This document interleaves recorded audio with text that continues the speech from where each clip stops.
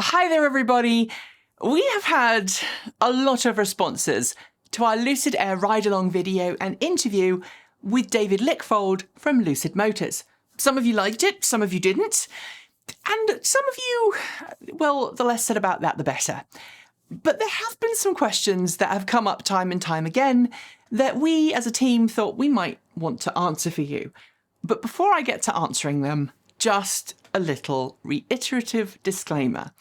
As we have stated many times before, no one here at Transport Evolved is financially invested in any company that we cover.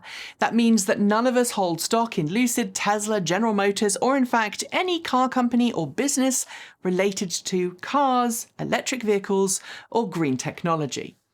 We do occasionally have sponsored videos, but when we make them, we note that in the title, in the show notes, and in the video itself. Lucid Motors didn't pay us to turn up and have a ride-along in their car. Okay, now to your questions. Lots of you are wondering why I didn't drive the Lucid Air Beta prototype, and the answer is pretty simple. It's a prototype. Being a prototype complicates everything, legally speaking, when you're talking about taking a vehicle out on public roads, and I really wanted to experience the Lucid on real-world roads. And yes, I know that Elon Musk let Jay Leno drive his Cybertruck in public, but we don't know the legal status of that particular vehicle, and it's not like Elon has a reputation for always following the strictest letter of the law.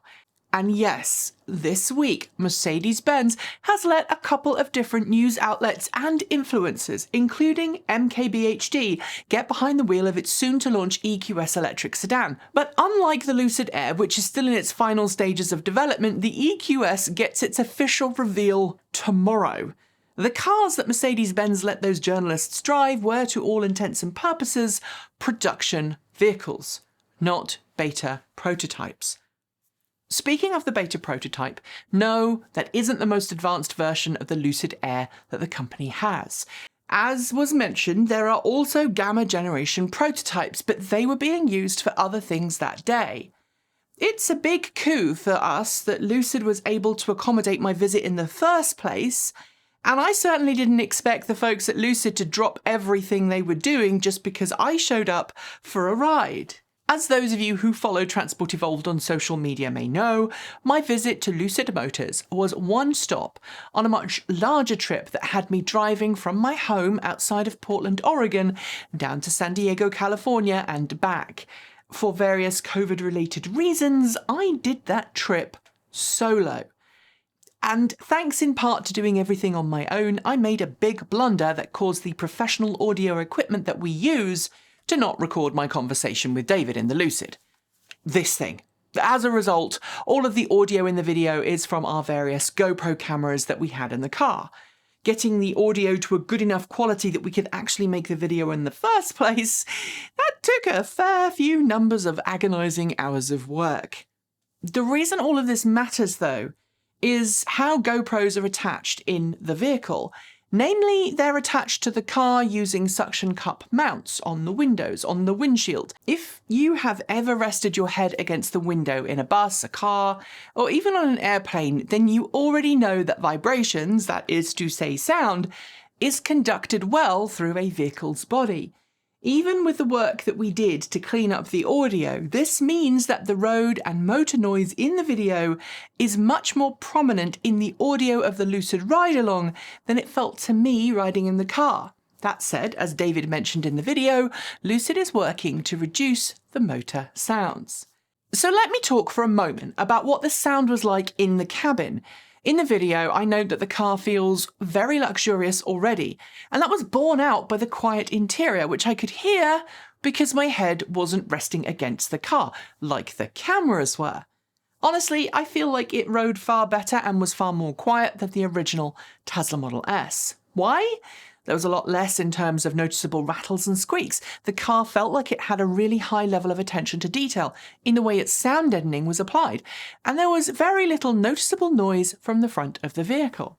However, as I also noted in the review, there was some more noticeable noise coming from the rear of the cabin, something I actually commented on and something David acknowledged on camera as having received a lot of attention and attenuation from the Gamma prototype generation.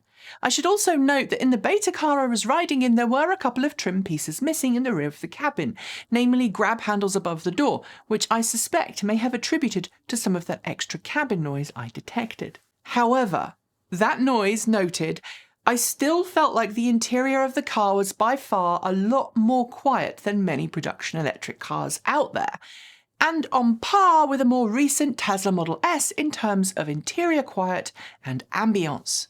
Another question that a number of folks wanted answering was what driver assistant features the Lucid had.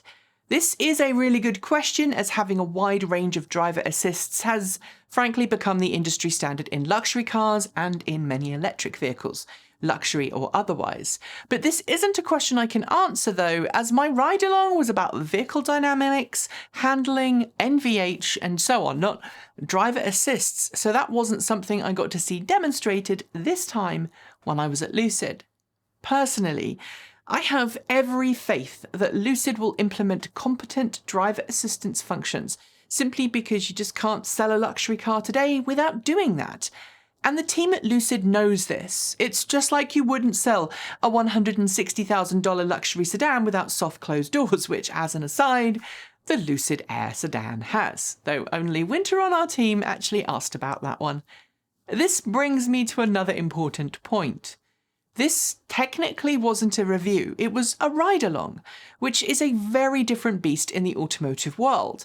I have some thoughts about that car and that experience. I shared them in the original video and I've shared some of them here, but frankly, one doesn't review a car when it's still in development, just like you wouldn't judge a meal before it's done cooking and is ready to eat. I'll throw in some other questions you had about the ride-along too. In terms of length, David and I were originally meant to go out for about an hour, and so I had planned for that with the GoPros turned on when we left, which is about as long as they'll last. In reality, we actually went out for closer to 2 hours, so sadly when the GoPros had run out of battery power, we took to some curvy country roads to see how the Lucid Air handled more enjoyable terrain. And here I wish I could have shared with you the experience. In terms of handling, at least as a passenger, I got a good sense that the Lucid Air grips the road incredibly well, and it turns incredibly well. The acceleration is on par with anything Tesla or Porsche has offered, and I'd characterize the Lucid Air Beta as being better in corners, again from a passenger perspective, than a Tesla. The closest thing I got to that feeling from the Lucid Air was the Porsche Taycan Turbo, which I reviewed a few years ago in Southern California, which, interestingly, is the only car I've driven that I was able to make myself feel sick by driving it too hard. The Lucid gave me that same experience. Yes, it made me feel a little nauseous, not because of the ride quality, but because it could go around twisty hill roads so darned quickly. But while it did make me feel a little queasy, it also demonstrated to me just how well it could handle everything from freeway traffic in a quiet, refined and luxurious way to out-and-out drive-it-for-fun country lanes. If I was spending as much as the Lucid Air costs, I'd expect it to do both, and by golly, it does. Some folk don't find this sort of content useful because there's no final conclusion that they can draw from it yet, but we here at Transport Evolved think cars are interesting and we love learning about them as they're still being designed, tested and built. It's a rare and fun thing, and the majority of our team, we're car people.